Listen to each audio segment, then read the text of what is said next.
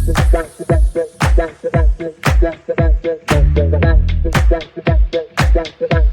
सभी का स्वागत है मेरे YouTube चैनल पर। जैसे कि आपको पता है कि हम ट्रांसफर प्रॉपर्टी एक्ट पे सीरीज स्टार्ट कर चुके हैं और हम कर रहे हैं चैप्टर नंबर 2। आज हम करेंगे सेक्शन 21 जो कि रिलेटेड है कॉन्टिजेंट इंटरेस्ट से। तो आज की अपनी वीडियो को स्टार्ट करते हैं। अगर आप चैनल पर नए हैं तो चैनल को सब्सक्राइब कर लें ताकि आपको सारे अपडेट टाइम टू टाइम मिलते रहें।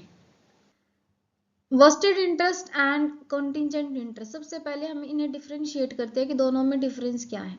When accrues on transfer vested interest accrues immediately, जो वेस्टेड इंटरेस्ट है जैसे ही ट्रांसफर होता है प्रॉपर्टी का वैसे ही एक्टिव हो जाता है। लेकिन कॉन्टिजेंट इंटरेस्ट ऐसा नहीं होता। It doesn't transfer until the specified uncertain event happens or does not happens. Then nature of the title, complete and perfect title. यहाँ पर हमारा जो टाइटल है वो परफेक्ट है, लेकिन हमारा टाइटल कॉन्टिजेंट इंटरेस्ट में इम्परफेक्ट है क्योंकि ये डिपेंड करता है एक अनसर्टेन फ्यूचर इवेंट पे कि वो होगा या वो नहीं होगा। Then transferee right in property, present fix right. Vested interest में जो राइट है वो प्रेजेंट में फिक्स हो जाते हैं, वहीं कॉन्टिजेंट इंटरेस्ट में फ्यूचर पॉसिबल राइट होते हैं। Attachment and sale in the execution of a decree, decree में उसे क्या किया जा सकता है, अटैच भी किया सकता है, and sale in the execution.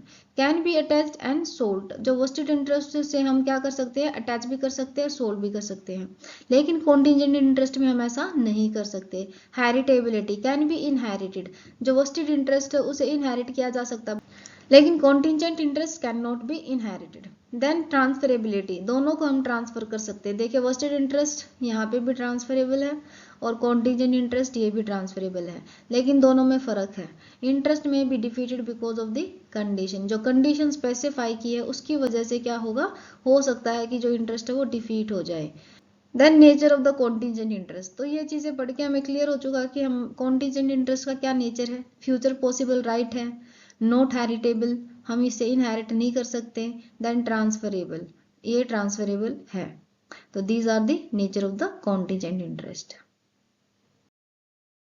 Section 21 Contingent Interest, where on a transfer of property an interest therein is created in favor of a person to take effect only on the happening of a specified uncertain event, or if a specified uncertain event shall not happen, such person thereby acquires a contingent interest in the property. इसका मतलब ये है कि जब हम property को transfer करते हैं तो किसी व्यक्ति के फेवर में हम इंटरेस्ट क्रिएट करते हैं, और वो इंटरेस्ट इफेक्ट में तब आता है जब कोई अनसर्टेन स्पेसिफाइड इवेंट हो या फिर एक स्पेसिफाइड अनसर्टेन इवेंट ना हो, मे और मे नॉट हैपेंस। तो इन दैट केस उस व्यक्ति का एक कॉन्टिजेंट इंटरेस्ट रहता है उस प्रॉपर्टी पर। जैसे ए है, ए ने बी को बोल दिया कि अगर एक्स जो है वो 20 साल तक सरवाइव करता है, मतलब कि एक्स अगर 20 साल तक नहीं मरता, उसकी डेथ नहीं होती, तो बी को इंटरेस्ट मिलेगा। तो यहाँ पर बी का कॉन्टिजेंट इंटरेस्ट है जो उसको कब मिलेगा, जब एक्स 20 साल तक सरवाइव करेगा। वहीं अगर एक्स बी को ए जो है बी को बोल दे कि तेरे को इंटरेस्ट तब मिलेगा जब एक्स 20 साल तक नहीं सरवाइव करे, मतलब कि dies before attaining the age of 20 years, तो यहाँ पर उस चीज के ना होने पर उसको इंटरेस्ट मिलेगा। तो दोनों कंडीशंस में क्या है कि एक में तो इवेंट होता है, ऑन द हैपनिंग वो चीज मिल रही है, और दूसरे में क्या हो रहा है, on the not happening of the event B को इंटरेस्ट मिल रहा है। तो वो जो इंटरेस्ट है वो क्या है, वो कॉन्टिजेंट इंटरेस्ट है। Such interest becomes a vested interest, ये जो इंटरेस्ट है ये वेस्टेड इंटरेस्ट बन जाता है कब, in the former case on the happening of the event, और in the latter case when the happening of the event become impossible. तो इन दैट सिचुएशंस क्या होता है कि वो जो चीज है वो क्या बन जाती है, वो इंटरेस्ट क्या है, वो वेस्टेड इंटरेस्ट बन जाता है।